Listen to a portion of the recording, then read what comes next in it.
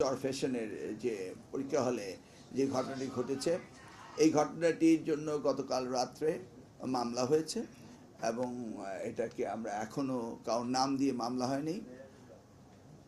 আমরা যে video clip রয়েছে সেখান থেকে পয়েন্ট আউট করা হবে কারা কারা সেখানে ইনভলভ ছিল, কী কী করেছে সেটা আমরা ব্যবস্থা নিচ্ছি। সেই জন্যই তো ক্লোজ সার্কিট ক্যামেরা, সেই জন্যই তো আমি 2001 সালে ভিডিও ভাড়া করে তখন করতাম, তখন তার মোবাইলে ভিডিও ছিল না।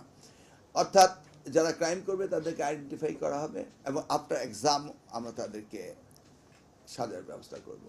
সেই সাথে আরেকটি হয়েছে, আপনি সেটা দেবিদ্বরে এক শিক্ষক, সে তার খাতা দেখাচ্ছিল ছাত্রকে দিয়ে, গতকাল রাত্রে 2টার সময় তাকে অ্যারেস্ট করা হয়েছে আর ছাত্রকে খুঁজে বেড়ানো হচ্ছে।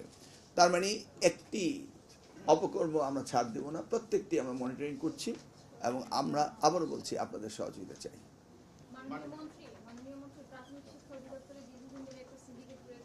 যেমনটা আমরা দেখছি যে নিয়োগ বিজ্ঞপ্তি বা নিয়োগ পরীক্ষার ফল, আদেশ, প্রজ্ঞাপন এগুলো ওয়েবসাইটে পাওয়া যায় না, কিন্তু সেগুলো তাদের ব্যক্তিগত ফেসবুকে পাওয়া যায়।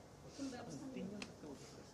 ওয়েল, আপনি বলছেন সিন্ডিকেট, হ্যাঁ সিন্ডিকেট তো আগে থেকে হয়ে আসছিল, কতটা ভাঙতে পেরেছি ঠিক তা জানি না। তবে আপনি যেটা বললেন সেগুলি যদি মিডিয়াতে আসে, আমরা মিডিয়াতে যা দেখি তা কিন্তু সাথে সাথে অ্যাড্রেস করি। প্রতিদিন 10-12টা কেস আমরা অ্যাড্রেস করি, আপনাদেরকে আমরা ইম্পর্টেন্স দেই। তো এরকম সিন্ডিকেট যেটা স্পেসিফিকলি যদি আপনারা তুলে ধরতে পারেন, আমরা সেগুলি সাথে সাথে অ্যাকশন নেই এবং নিচ্ছি, এবং কাউকে ছাড় দেওয়া হচ্ছে না।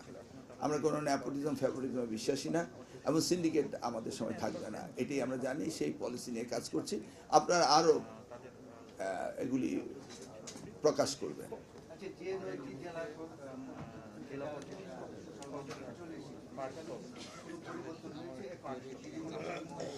কোনটা?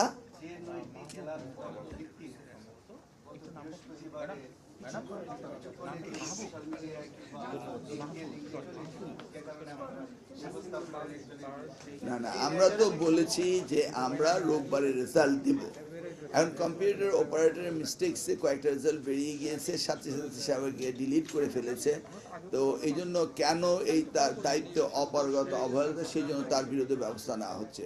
কিন্তু এতে আমাদের সামগ্রিক রেজাল্টের কোনো ক্ষতি হয়নি, একটু আগাম জেনে গিয়েছে এবং আমাদের ডিসিপ্লিনটা ব্রেক হয়েছে এবং সেই জন্য তার অবহেলার জন্য সে পানিশমেন্ট ভোগ করছে। আগামী দিনে এগুলি হবে না, সকলেই সজাগ হয়ে গেল।